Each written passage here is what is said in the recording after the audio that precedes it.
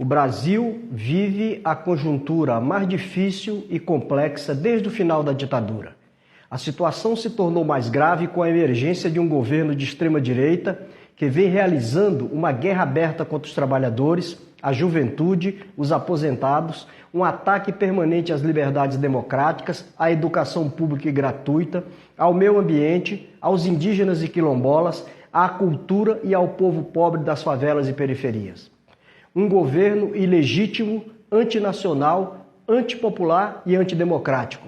Ilegítimo porque foi eleito a partir de uma conspiração criminosa estruturada nas sombras pela Operação Lava Jato, envolvendo o atual ministro da Justiça e procuradores inescrupulosos, cujo objetivo central era afastar Lula da disputa presidencial quando este liderava todas as pesquisas.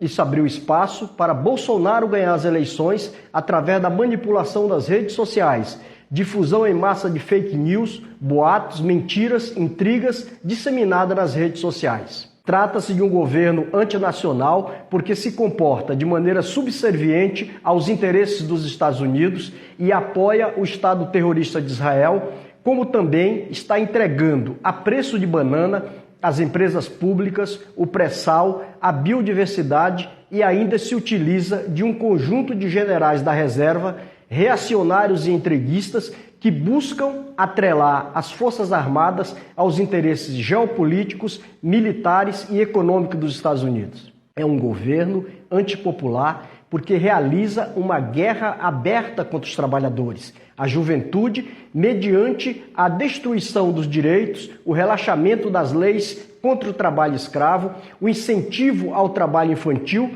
e a carteira verde e amarela sem direitos. Promove a criminalização dos movimentos sociais, dos sindicatos e do socialismo. Naturaliza o genocídio da juventude negra e pobre das periferias. Enaltece o machismo e a violência contra as mulheres e as LGTBs, assim como estimula o massacre dos povos indígenas e quilombolas. Bolsonaro incentiva a destruição da biodiversidade brasileira, o desmatamento e a devastação da floresta amazônica para atender ao agronegócio e empresas de mineração. O drama vivenciado hoje na Amazônia não é uma crise ambiental, mas uma política de governo. Bolsonaro criminaliza a fiscalização dos crimes ambientais, promove o desmatamento, as queimadas, a invasão de parques e terras indígenas, o aumento da exploração ilegal e predatória de recursos naturais e assassinatos de lideranças indígenas e ambientalistas. Coloca em risco a sobrevivência das florestas e abre espaço para a ingerência estrangeira no país, incentivando o imperialismo e as empresas transnacionais a obterem bons negócios com a biodiversidade da Amazônia. O governo é antidemocrático porque conspira permanentemente contra as liberdades democráticas, procura restringir e reprimir os espaços de manifestação democrática da sociedade. Realiza uma ofensiva para controlar todos os órgãos institucionais do Estado, a fim de beneficiar parentes envolvidos com a corrupção e o crime organizado. Conspira diariamente contra a educação pública, a ciência e o conhecimento, mediante o corte de verbas e nomeação de interventores nas reitorias das universidades federais e institutos federais, com o objetivo de impor sua pauta reacionária e privatizar o ensino público e a ciência. É um governo cujo presidente tem como herói nacional um torturador, um monstro que, entre outras coisas, se divertia torturando militantes oposicionistas na frente dos filhos nos porões do DOI-CODE. Trata-se ainda de um governo que envergonha o Brasil no cenário internacional, com suas declarações bizarras e escatológicas para esconder os ataques aos direitos e liberdades e também para desqualificar os movimentos sociais, os direitos humanos e unificar seus aliados mais radicais, uma vez que Bolsonaro vem perdendo popularidade.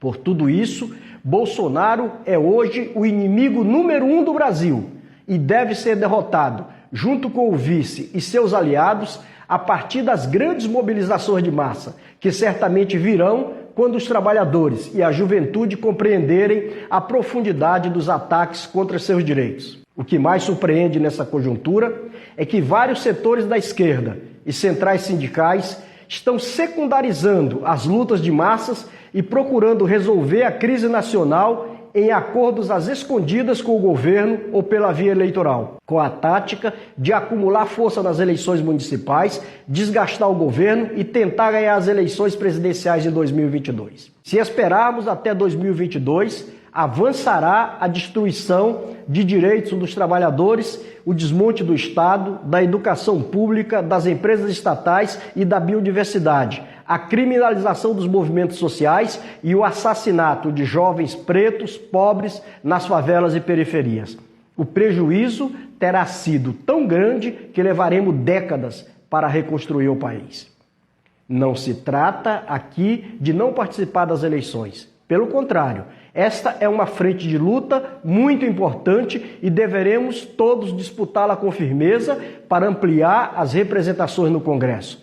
Mas é um grave erro abandonar a luta nas ruas e apostar todas as fichas somente na luta institucional, que é o terreno privilegiado do inimigo.